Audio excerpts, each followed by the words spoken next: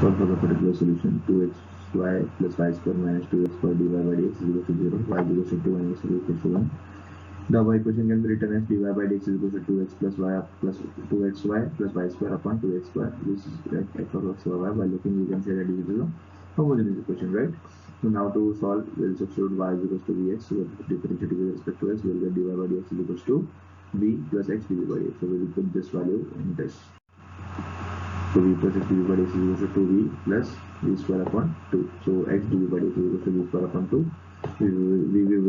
We get cancelled to 2 dv by v square is equal to dx by x.